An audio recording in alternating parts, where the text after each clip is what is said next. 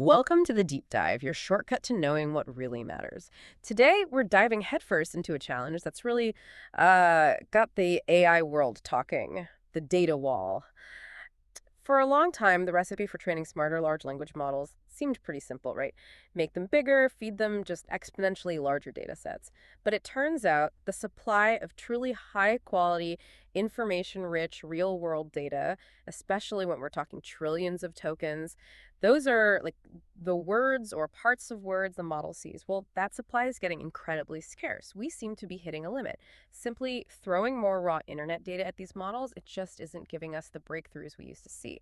So this deep dive is all about the groundbreaking work tackling this exact problem. We're focusing on a new framework called BeyondWeb. We've gone through the source material, a detailed research paper on BeyondWeb to pull out the most important insights for you on how synthetic data is pushing the boundaries of what's possible in LM pre-training. Right. And our mission today is to explore not just what BeyondWeb achieves, which is impressive, but really the science of how thoughtful, strategically generated synthetic data can, dramatically improve model performance and also significantly speed up training and maybe even challenge some of our long-held ideas about just scaling up large language models. Okay, so let's unpack this data wall concept a bit more. It feels a bit like a gold rush, doesn't it? For a while, you dug more, you found more gold, but now it seems like the high-grade ore is just running out, and sifting through tons of dirt isn't yielding the same returns. Is that a fair way to think about web data and LLM training right now? That's a really good analogy, actually. The easy pickings are definitely gone. Historically, yeah, breakthroughs came from bigger models and just vastly more internet data. But as these collection efforts hit trillions of tokens, the field started bumping up against this wall. The returns on just grabbing more raw internet data really diminished because the truly high information stuff, the content needed for real gains, it just became prohibitively scarce. It absolutely forced a rethink. And so synthetic data sort of emerged from that scarcity as a powerful complement to the good real web text we do have. That's it. It's become a really important piece of the puzzle. And we've seen two main paradigms emerge for creating it. First, there's what we call the generator-driven approach. This is where really large models, think GPT-4 scale, create knowledge de novo, basically from scratch. You see this in projects like Tiny Stories or Microsoft's Phi family of models or the open-source Cosmopedia dataset. Now, while powerful, this method has its downsides. It can be very computationally expensive, running these huge generators. And the data itself can sometimes suffer from issues like model collapse, where it kind of forgets diversity and gets repetitive, or it might inherit the biases of the big generator model. Okay, so that's one way. What's the alternative? The second, and perhaps more recent approach, is source rephrasing. Here, you use smaller LLMs, actually, to rephrase existing web data. You turn it into higher quality, maybe more task-aligned formats. So take a standard article and rework it into, say, Q&A pairs or clear instructional passages.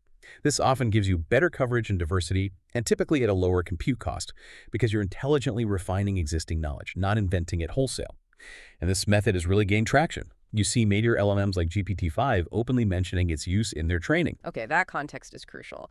So with this data wall backdrop, let's zero in on BeyondWeb, the focus of today's deep dive. This framework seems to take that targeted document rephrasing idea you mentioned and really run with it. It's designed to create data that's not just packed with information, but also diverse and relevant. And the results, well, they seem pretty striking.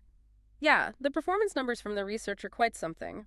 BeyondWeb significantly outperforms other state-of-the-art synthetic datasets. We're talking up to, 5.1 percentage points better average accuracy than Cosmopedia, and up to 2.6 points over Nemotron-Synth. Those are big names in synthetic data. And it's not just accuracy, it delivers much faster training. For an 8 billion parameter model, parameter being like a knob the model tunes during learning to hit baseline accuracy, BeyondWeb was up to 7.7 times faster than using standard open web data like Red Pajama, and 2.7 times faster than Nemotron-Synth. That's a huge speed up. It is. And what's really fascinating is this idea that BeyondWeb establishes a new Pareto frontier. For listeners, that means it's hitting a sweet spot, getting both better performance and faster training simultaneously, pushing the known limits. And get this, a model less than half the size. A 3 billion parameter model-fed BeyondWeb data for 180 billion tokens actually beat a much larger 8 billion parameter model trained for the same amount of time on Cosmopedia. Wow. That's huge. It suggests we might not always need bigger models. Maybe we need smarter models trained on smarter data. It kind of challenges that bigger is always better scaling idea. And these aren't just isolated wins, right? The paper suggests these gains hold up. That's right. They found the improvements were consistent across different model sizes, 1B, 3B, and 8B parameters. And they showed up broadly across a whole suite of 14 different benchmark tasks, not just cherry-picked ones. So it looks like a general robust improvement. Those performance numbers are definitely impressive. But naturally, it makes you ask, what's the secret sauce here? What's the why? How does BeyondWeb manage this? Let's dig into how the researchers tried to figure that out. Okay. So one of the first key ideas they explored was increased information density. The theory is that synthetic data basically distills knowledge, packing more information into each token. To test this, they tried a simple summarization task using an 8B model. And that simple approach almost matched the performance of the much fancier generator-driven Cosmopedia, which used a way bigger model, an 8x7B mixed-roll, plus curated topics.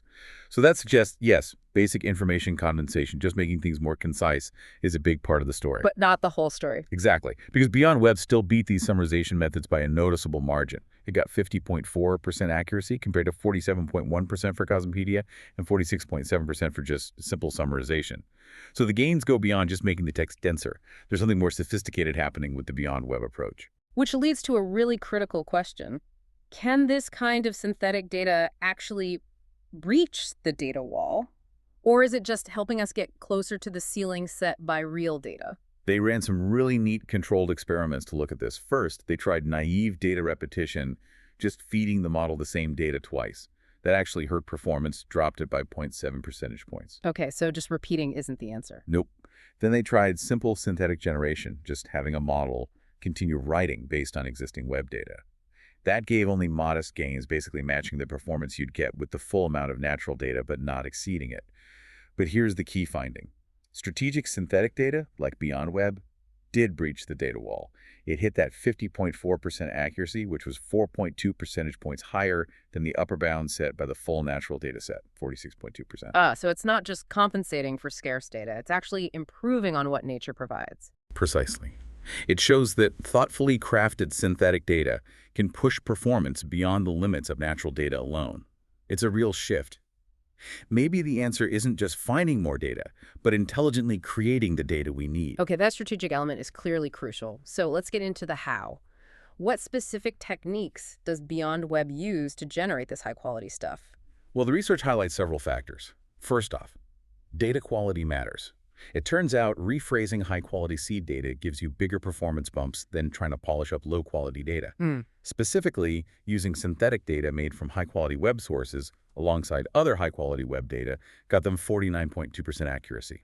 That was better than using synthetic data made from low-quality sources mixed with high-quality web data, which only got 48.6%. So start with good ingredients, basically. Right. It suggests using high-quality input for rephrasing is better, even if there is some knowledge overlap. But interestingly, even that wasn't enough to match BeyondWeb's top score of 50.4%. So the rephrasing process itself is still adding significant value beyond just using good starting material. And what about style? Does the way the data is written matter? It does, and there's an interesting mismatch here. The research points out that conversational content like chats, Q&A, makes up a tiny fraction, maybe less than 3 or 4% of internet text. But that's how we mostly use these models, right? Chatting with them. Exactly. So they tried upsampling natural conversational data from things like FAQs and forums. And yes, it did help downstream task performance. But the improvements were modest, and they plateaued pretty quickly once conversational data made up about 20% of the mix.